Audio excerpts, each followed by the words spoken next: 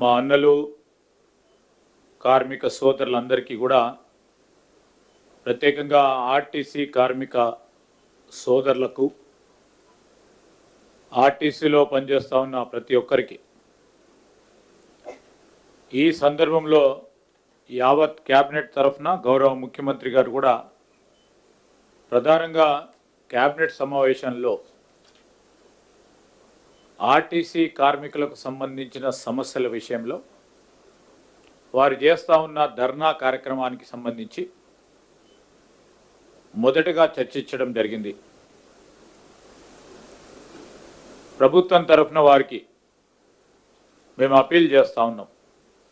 కార్మిక సోదరులందరూ కూడా సమన్వయం పాటించాలని మా కార్మిక సోదరులకు అపీల్ చేస్తూ ఉన్నాం. సమస్యల పరిష్కారానికి తప్పకుండా ప్రభుత్వాలు చర్చలు చేపట్టడం జరుగుతుంది. ఆర్టీసీ కార్మికులకు మేము మనవి చేస్తాను, ఎలాంటి తొందరపాటు చర్యలు పాల్పడొద్దని మేము కోరుతా ఉన్నాం. ప్రాణాలు తీసుకోవటం అనేది చాలా బాధాకరమైన విషయం. మరి ఇలాంటి ఆలోచన చేయొద్దని ఈ తెలంగాణ రాష్ట్రం సాధించిన మీకు ఈ రాష్ట్ర సాధన గురించి ఆ రోజు మేము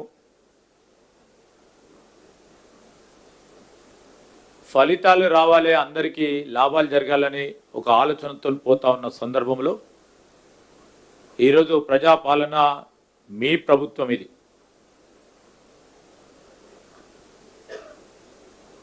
మీ ప్రభుత్వానికి సంబంధించి నమ్మకంతో ఉండండి. కార్మిక సోదరులు మీ కుటుంబాలకు అన్యాయం చేయకండి. క్షణిక ఆవేశంతో కొత్త సమస్యలు వస్తూ ఉంటాయి. అప్పుడప్పుడు కొన్ని ప్రేరేపిత శక్తుల ఒత్తిడికి బలి కావద్దని మేము విజ్ఞప్తి చేస్తూ ఉన్నాం. మా ప్రభుత్వం చిత్తశుద్ధితో మీ సమస్యలను పరిష్కారం చేయడానికి దృష్టి సారించి మరి వెంటనే చర్చలకు ముందుకు రావాలని మేము వారికి విజ్ఞప్తి చేస్తూ ఉన్నాం. కార్మిక సోదరులందరూ కూడా మేము కోరుతా ఉన్నాం, నిబ్బరంగా ఉండండి. సమస్యలు పరిష్కారం చేయడానికి ప్రజాస్వామ్య యుతంలో తప్పకుండా ముందుకు తీసుకెళ్లే ఒక కార్యాచరణ తీసుకుంటాం. కార్మిక సోదరులకు సంబంధించిన వారి నాయకులతో కూడా ఇప్పటివరకే సంబంధిత ట్రాన్స్పోర్ట్ మినిస్టర్ గారు సహచరులు పొన్నం ప్రభాకర్ గారు కానీ, అదేవిధంగా ప్రభుత్వం కూడా అధికారుల బృందంతో చర్చలు మొదటగా జరపడం జరిగింది. రేపు కూడా మా కార్మికుల మిత్రులతో తప్పకుండా డిప్యూటీ సీఎం గారు వారి ఆధ్వర్యంలో వారిని కూడా అందరినీ కూడా పిలిచి మాట్లాడతాం. మీరందరూ కూడా మీ సమస్యలను మరొకసారి దృష్టికి తీసుకొచ్చే క్రమంలో పూర్తి స్థాయిలో సమస్యలను పరిష్కారం చేయడానికి మా ప్రభుత్వం ముందటుంటుంది. మీ అందరి విజ్ఞప్తి చేయడానికే మేము అందరం కూడా వచ్చాం. క్షణిక ఆవేశంతో ప్రాణాలు తీసుకునే ఒక ప్రయత్నం చేయకండి. తద్వారా ఈరోజు రాష్ట్రానికి మీరందరూ కూడా కావాల్సిన వాళ్ళు, మా ప్రభుత్వానికి కూడా మీరందరూ కావాల్సిన వాళ్ళు.